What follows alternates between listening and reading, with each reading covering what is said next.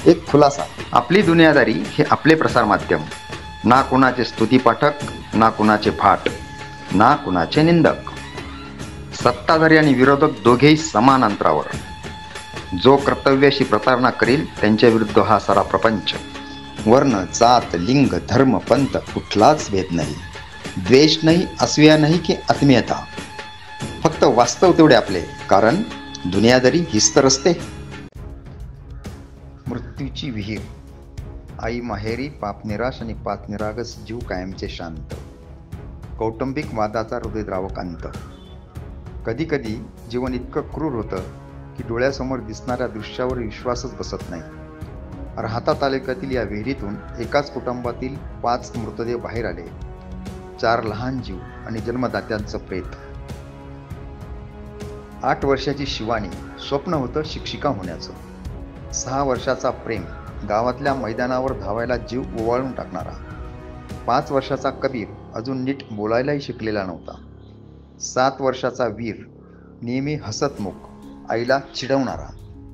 या निरागस जीवांनी कोणता गुन्हा केला होता? त्यांच्या लहानशा जगाला बापाच्या रागाने, दुःखाने, निराशेने विझवून टाकलं. गावात आक्रोश पसरला. आई माहेरी गेली होती. पती पत्नीचे वाद वाढले होते आणि या वादाने एका क्षणात 5 जीव गिळले. विहिरीतले हे दृश्य पाहून संपूर्ण जिल्हा सुन्न झालाय. पोलिसांनी मृतदेह बाहेर काढले, पण प्रत्येकाच्या डोळ्यात फक्त एकच प्रश्न, या निरागस जीवांचा काय दोष होता? कौटुंबिक कलह एवढा भयानक ठरू शकतो का? दहीहंडी. स्वातंत्र्य दिनाचा जल्लोष विसरून कोऱ्हाळे गावात फक्त हुंदके आहेत. 4 चिमुकल्यांचे हास्य कायमचे थांबले आणि बापाचं हृदय दुःखाने इतकं दगड झालं की त्याने स्वतःलाही त्या विहिरीत झोकून दिलं. होय, ही सत्य घटना आहे. एकीकडे स्वातंत्र्य दिन आणि दहीहंडीच्या जल्लोषाने सारा जिल्हा उजळून निघाला होता आणि त्याच वेळी राहता तालुक्यातील कोऱ्हाळे शिवारात अशी घटना घडली की संपूर्ण जिल्हा सुन्न झालाय.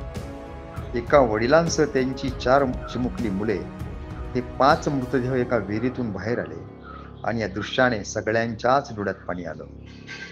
श्रीगोंदा तालुक्यातील अरुण काळे, वय वर्ष 35. कौटुंबिक वाद वाढत गेले. पत्नी माहेरी निघून गेली. पतीचं मन खचलं. मुलांचं जीवन संपवण्याचा निश्चय केला. काल दुपारी कोऱ्हाळे शिवारातील या विहिरीत 8 वर्षांची मुलगी शिवानी आणि केवळ 5, 6, 7 वर्षाचे कबीर, प्रेम आणि वीर हे चिमुकले जीव निर्दयीपणे पाण्याच्या तळाशी बांधून ढकलले गेले आणि शेवटी वडिलांनीही स्वतःचे हातपाय बांधून मृत्यू कवटाळला. 5 प्रेते विहिरीतून बाहेर काढताना गाव हादरून गेला. कोणीही पाहू शकत नव्हतं. अश्रू अनावर झाले. निरागस जीवांनी कोणता गुन्हा केला होता हा प्रश्न गावकऱ्यांच्या डोळ्यातूनच जणू उमटत होता. आज दोपहर राहता पुलिस स्टेशन के जुरिडिक्शन में गांव है कोराड़ा. ये गांव के बाजू में एक कुआं है. ये कुएं में एक लड़की की डेड बॉडीज मिली थी. एक साधारण 8 या 10 साल की वो लड़की थी. राहता पुलिस स्टेशन इंचार्ज, राहता अपने शिरडी एसडीपीओ और पुलिस की टीम ने एक यहाँ पर स्पॉट पर विजिट किया. तो एक नहीं बल्कि यहाँ एक जेंट्स और 4 बच्चे, ऐसी 5 डेड बॉडीज़ टोटली मिली है.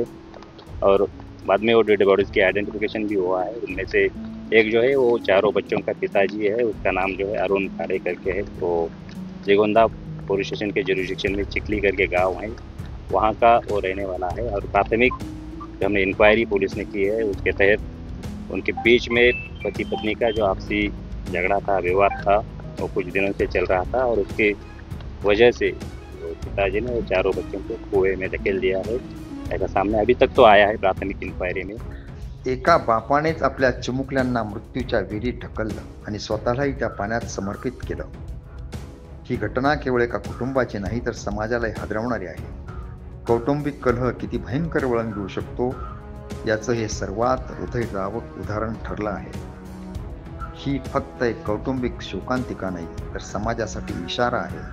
कलह, राग आणि अहंकार शेवटी निरागस जीवांचा बळी घेतो आणि मागे ठेवतो फक्त हळहळ, अश्रू आणि शून्यता.